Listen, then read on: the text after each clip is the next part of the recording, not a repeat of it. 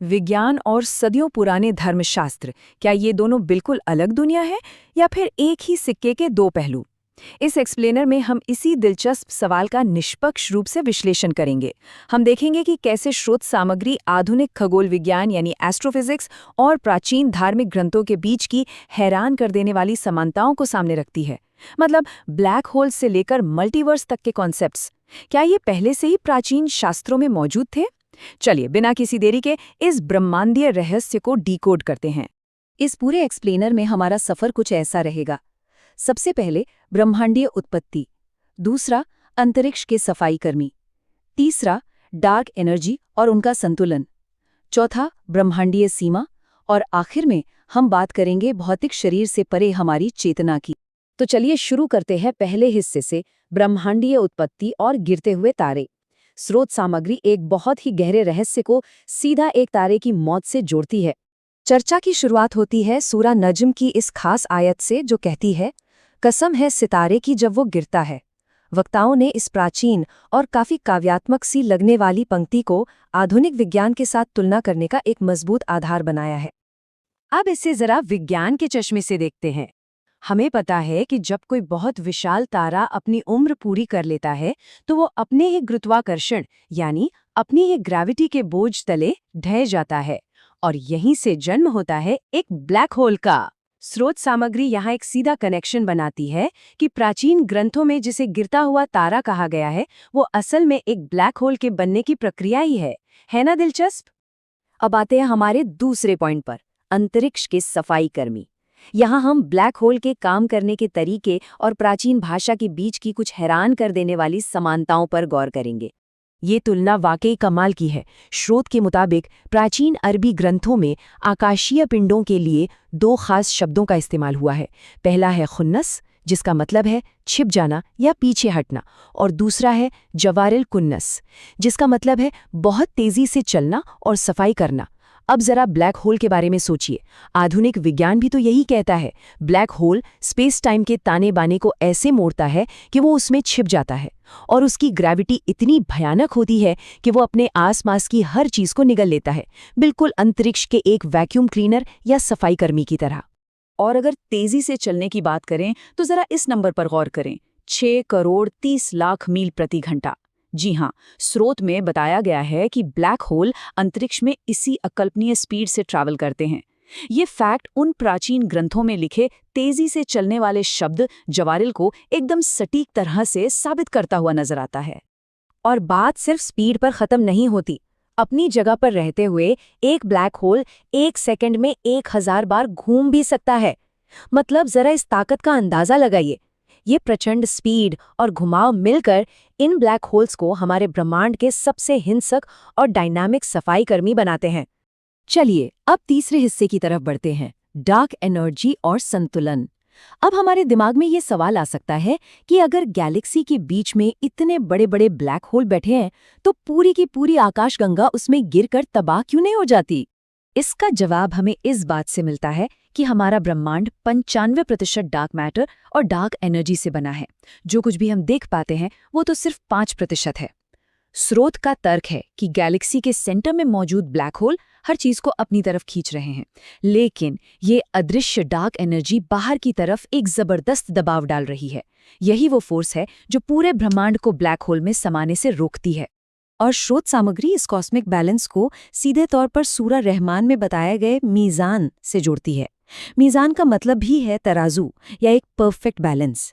Dark energy के बाहर धकेलने और गुरुत्वाकर्षण के अंदर खींचने के बीच की ये जो जंग है, ये असल में उस ब्रह्मांडीय संतुलन का एक बेहतरीन उदाहरण है। न चीजें बिखर रही हैं, न ही सिकुड़ रही हैं। आगे बढ़ते हैं चौथे हिस्से पर, ब्रह्मांड की अंतिम सीमा। यहाँ हम देखेंगे कि कैसे ब्रह्मांड के फिजिकल शेप को एक आध्यात्मिक यात्रा, जिसे मेराज कहा जाता है, उसके साथ जोड़ा गया है। यहाँ एक बहुत ही कमाल की विजुअल सिमिलैरिटी देखने को मिलती है। ग्रंथों में ब्रह्मांड की आखिरी सीमा पर सिदरतुल मुंतहा नाम के एक बेरी के पेड़ का जिक्र है, जो ऊपर से चौड़ा और नीचे से संकरा है। स्रोत सामग्री बड़ी ही खूबी से इसकी तुलना एक ब्लैक होल के फनल से करती है। अगर हम साइंटिफिक इलस्ट्रेशंस को देखें तो ब्लैक होल भी स्पेस टाइम को चीरते हुए बिल्कुल वैसा ही दिखता है, ऊपर से चौड़ा और नीचे एक संकरी सुरंग की तरह। और यहीं से चीजें और भी गहरी हो जाती हैं। स्रोत मल्टीवर्स की ब्रेन यूनिवर्स थ्योरी, जो कहती है कि ब्रह्मांड की कई परतें या डायमेंशंस हैं, उसे 7 आसमानों के धार्मिक सिद्धांत के साथ जोड़ता है। लॉजिक ये है कि एक परत से दूसरी परत में जाने के लिए एक पुल चाहिए, और वो पुल क्या हो सकता है? एक ब्लैक होल, जो वर्म होल के जरिए व्हाइट होल में खुले और हमें सीधा अगले ब्रह्मांड यानी अगले आसमान तक ले जाए। और इस बाउंड्री को पार करना इतना आसान नहीं है। स्रोत क्वेज़र्स का उदाहरण देता है, जो ब्रह्मांड के सबसे चमकीले और ताकतवर ब्लैक होल होते हैं। इनकी रोशनी इतनी तेज होती है कि सामान्य मैटर पल भर में जल के राख हो जाए। इसे उस आध्यात्मिक घटना से जोड़ा गया है जहां बताया गया है कि अंतिम सीमा पर रोशनी इतनी प्रचंड थी कि प्रकाश से बने जिब्राइल भी उसे पार नहीं कर सके। ये साफ दिखाता है कि इन सीमाओं पर कितनी भयंकर ऊर्जा मौजूद है।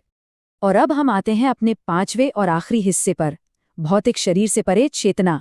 मतलब इन सभी ब्रह्मांडीय सीमाओं का आखिर हमारे अपने वजूद से क्या लेना देना है? यहाँ एक बहुत बड़ा सवाल खड़ा होता है। अगर कोई भी फिजिकल चीज वहां सर्वाइव नहीं कर सकती, तो वास्तव में एक ब्लैक होल के आर पार क्या जा सकता है? क्वांटम मैकेनिक्स और धर्मशास्त्र का यह तालमेल वाकई सोचने पर मजबूर कर देता है। देखिए, कोई भी फिजिकल मैटर ब्लैक होल में जाएगा तो कुचल दिया जाएगा, लाइट या एनर्जी भी उसमें फंस जाएगी। लेकिन क्वांटम फिजिक्स कहती है कि इंफॉर्मेशन कभी नष्ट नहीं होती। स्रोत सामग्री इसी बात को आगे बढ़ाते हुए कहती है कि शायद यही वो इंफॉर्मेशन है जिसे धर्म में आत्मा या रूह कहा गया है।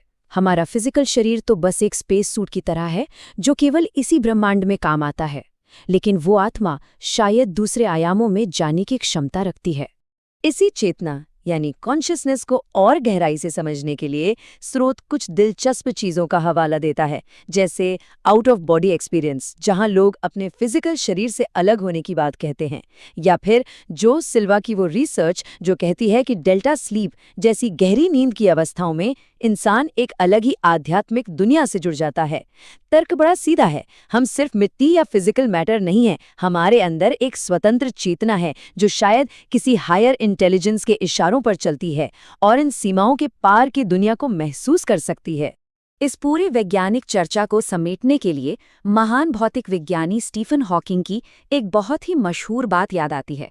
उन्होंने कहा था, अगर आप कभी खुद को एक ब्लैक होल में फंसा हुआ पाएं तो हार मत मानिए, आप एक दूसरे ब्रह्मांड में पहुंच सकते हैं। मतलब आज के दौर के सबसे महान वैज्ञानिक भी इस बात को मान रहे थे कि ब्लैक होल किसी दूसरी दुनिया के दरवाजे हो सकते हैं, बिल्कुल वैसा ही जैसा प्राचीन ग्रंथों के इन विश्लेषणों में दावा किया गया है। तो इस एक्सप्लेनर के अंत में ये बड़ा सवाल हमारे सामने रह जाता है, अगर हमारे इस ब्रह्मांड की सीमाएं ये बड़े बड़े ब्लैक होल महज दरवाजे हैं, तो फिर चेतना की यानी हमारी अपनी कॉन्शियसनेस की असल सच्चाई क्या है? क्या हम महज इस फिजिकल दुनिया का हिस्सा है या उससे कहीं बढ़कर हैं? विज्ञान और आध्यात्मिकता का ये अनोखा संगम कई अनसुलझे रहस्यों की तरफ इशारा करता है, जो बस हमारे डिकोड करने का इंतजार कर रहे हैं।